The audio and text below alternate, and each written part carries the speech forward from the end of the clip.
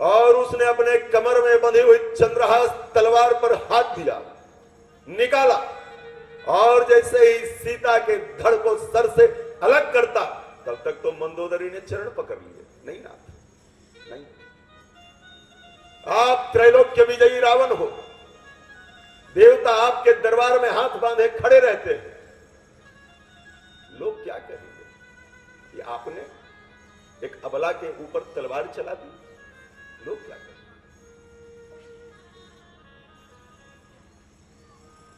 पत्नी की बात मानकर रावण ने तलवार को वापस म्यान में रखा और वहां उपस्थित सभी राक्षसियों को उसने निर्देश दिया, एक काम करो, 1 माह की मोहलत देता हूं, 1 माह में अगर सीता ये तैयार नहीं हुई मेरी बात मानने के लिए, तो मैं फिर इसे जीवित नहीं छोड़ूंगा। रावण विदा हुआ और सभी राक्षसियां अपने राजा की आज्ञा को मानकर मां सीता को विविध प्रकार से डराने लगी। अलग अलग राक्षसियों का अलग अलग स्वरूप था। किसी राक्षसी की देह पर केवल जीभ ही जीभ थी, किसी राक्षसी के देह पर केवल ओठ ही ओठ बने थे, कोई राक्षसी ऐसी थी जिसकी देह पर केवल उंगलियां ही बनी हुई थी, किसी की देह पर केवल आंखें, विचित्र प्रकार आप कल्पना नहीं कर सकते हो। और चारों ओर से आकर के वो मां के सामने तांडव करने, विविध प्रकार से जब डराने लगी, उसी समय वहां पर मौजूद त्रिजटा उनके बीच आई और उन्होंने उस राक्षसियों को रोका। 1 मिनट, कल रात मैंने एक सपना देखा है और सपने बानर लंका जारी, जात उधान सेना सब मारी, खर आरूढ़ नगम दस्सी मुंडित सिर खंडित भुज बीसा, यही विधि सो दक्षिण दिश जाई, लंका मनहु की भीषण पाई, नगर फिरी रघुवीर दोहाई, तब प्रभु सीता बोली पठाई, यह सपना मैं कहूं उचारी, हो यही सत्य गए दिन चारी। त्रिजटा ने सभी राक्षसियों को कहा कि 1 मिनट मेरी बात सुनो, कल रात में मैंने एक सपना देखा है। माताएं थोड़े कोई बात अपनी जब बताती हैं तो और जो 3-4 होती हैं वो जरा नजदीक आ जाती हैं, हाँ हाँ बताओ क्या हुआ। उन्होंने कहा सपने में एक बंदर आया। अच्छा, उसने क्या किया, उसने लंका जला दी। और मैंने ऐसा सपने में देखा है, सभी राक्षसों को मारने के बाद सर मूंडकर दक्षिण दिशा की ओर विभीषण को सत्ता सौंप दी गई, विभीषण लंका के राजा हो। यह सपना मैं कहूं उचारी, हो यही सत्य गए दिन चारी, 2-4 दिनों के अंदर ही यह बात सत्य होगी। और जैसे ही राक्षसियों को पता चला कि 3-4 दिनों के अंदर ही सत्ता का परिवर्तन होने वाला है और अभी जो मुख्यमंत्री की कुर्सी पर बैठा है वो हट जाएगा, उसकी जगह कोई दूसरा मुख्यमंत्री आएगा, तो जितने आईएएस और आईपीएस होते हैं ये सबसे पहले पाला बदलते हैं। जैसे ही पता चला कि हाँ अब सत्ता में परिवर्तन होने वाला है, तुरंत सारी राक्षसियां त्रिजटा की बात मानकर मां जानकी को वो डराना उन्होंने बंद कर दिया। ऊपर बैठे हुए हनुमान जी ये सोच रहे थे, मैं आया, केवल लंकिनी ने ये कहा था प्रविश नगर की जय सब काजा, हृदय राज कौशलपुर राजा, बाकी तो किसी को जानकारी नहीं। ये त्रिजटा कहां से कह रही है कि एक सपने में बानर आएगा और वो लंका जलाने का तो कोई प्रोग्राम नहीं था। एमओयू जो साइन हुआ था प्रभु श्री राम के साथ, उसमें तो लंका जलाने का तो कोई विषय नहीं था, कोई पैराग्राफ नहीं था।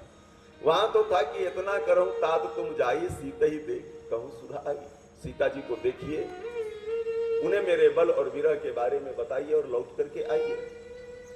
ये लंका जलाने का प्रोग्राम। हनुमान जी को लगा कि शायद प्रभु को बाद में स्मरण हुआ होगा कि जब जा ही रहे हो तो कुछ अपना कर्तव्य भी दिखा करके वापस चले आना। और जैसे कोई चला गया हो कमाने के लिए, पंजाब चला गया हो या कहीं हरियाणा चला गया हो, जाने के बाद में फिर हम कोई जा रहा होता है तो उसके माध्यम से सूचना भेजते हैं कि हमारा लल्ला गया तो है, जरा उसे ऐसे ऐसे ऐसे बता देना। ये भी काम हनुमान जी को लगा कि शायद मैं चला आया हूं तो पीछे से भगवान ने त्रिष्टा के माध्यम से मेरे पास संवाद भिजवाया है कि लंका जलाने का भी काम करना है। और फिर उनको याद आया, राम काज सब करिहु तुम बल बुद्धि निधान, ये कहा था सुरसा ने। राम काज सब करिहु, और ये भी लंकिनी भी कही थी, प्रविश नगर कीजय सब काजा। इनको लगा कि सब काम का मतलब यह है कि इसमें लंका जलाने का काम भी अंडरस्टूड है।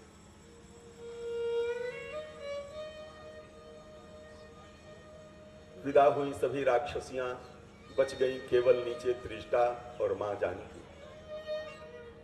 मां जानकी ने बहुत भाव में आकर के त्रिष्टा से निवेदन किया कि आप कहीं से भी मेरे लिए थोड़ी सी आग ले आओ, मैं जीना नहीं चाहती। रावण आता है, बार बार कटु वचन बोलता है, मेरी आंखों के सामने मुझे मारने के लिए हाथों से तलवार लेकर दौड़ पड़ता है। कई आकाश के जो ये तारे हैं ये भी अंगार के समान हैं। कहीं से थोड़ी सी लकड़ी, थोड़ी आग, एक चिता बनाओ, मैं उसमें जल जाऊं और मर जाऊं। अब जीने का कोई अर्थ नहीं। त्रिष्टा ने समझाया कि नहीं, धीरज रखिए, धीरज रखिए। ठीक है, अभी काली अंधियारी रात है, लेकिन भगवान के नाम का सुमिरन करते रहिए। ये काली अंधियारी रात विदा होगी, प्रभात होगा, बादल छटेंगे, सूरज निकलेगा, लालिमा फैलेगी। संकट अभी दिखलाई पड़ रहा है, यह बात सही है, लेकिन भगवान के नाम का सुमिरन, उसकी डोर आप छोड़िए मत, थामे रहिए। कई बार ऐसा होता है कि अपना संकट हमें बहुत बड़ा जान पड़ता है और लगता है कि अब मर जाएं बस।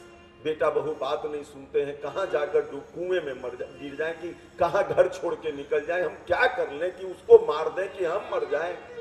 बार बार हम भी अपने जीवन में कभी न कभी दुख के ऐसे क्षणों में मरने या मारने की बात सोचते ही हैं।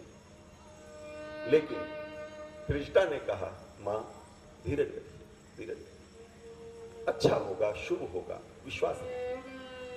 और त्रिष्टा वहां से विदा हुई। मां जानकी ने जिस वृक्ष के नीचे वो बैठी थी, उस वृक्ष को ही निवेदन किया कि आप जो नए नए पत्ते आप में आए हैं, चांद की रोशनी में वो ऐसा लग रहा है कि वो अंगार हो, उन्हीं को कुछ करो। जहां जो सामने दिखाई पड़ रहा है, सामने वृक्ष दिखाई पड़ रहा है, वृक्ष को कह रहा तुम कुछ सहायता करो। त्रिष्टा सामने दिखाई पड़ी, त्रिष्टा को कह रहे तुम कुछ सहायता करो। किसी न किसी तरह मैं जो चाह रही हूं, मरना चाह रहे। हनुमान जी ऊपर बैठे थे। हनुमान जी को लगा कि भक्ति महारानी ये मरने की बात क्यों कर रही, मैं मर जाऊं, मैं जल जाऊं, ये जलने की बात, ये मरने की बात। हनुमान जी को तुरंत ध्यान में आया कि जितनी देर रावण आकर के मां जानकी के सामने में खड़ा था, उतनी देर मां जो भगवान के नाम का सुमिरन कर रही थी, मां से वो भगवान के नाम का सुमिरन छूट गया। और बंधुओं और बहनों, भगवान के नाम का सुमिरन जब भी छूटेगा, तब तब व्यक्ति, उसका जीवन ये जलने और जलाने की ही बात करेगा। जलते हुए जीवन को, तपते हुए जीवन को शांति दे सकता है प्रभु का अमृतमय नाम। और उसी नाम से अंकित थी वो मुद्रिका, कपि करि हृदय विचारी, दिन ही मुद्रिका डारी पर। हनुमान जी ने वह मुद्रिका वो नीचे गिरा दी और मां ने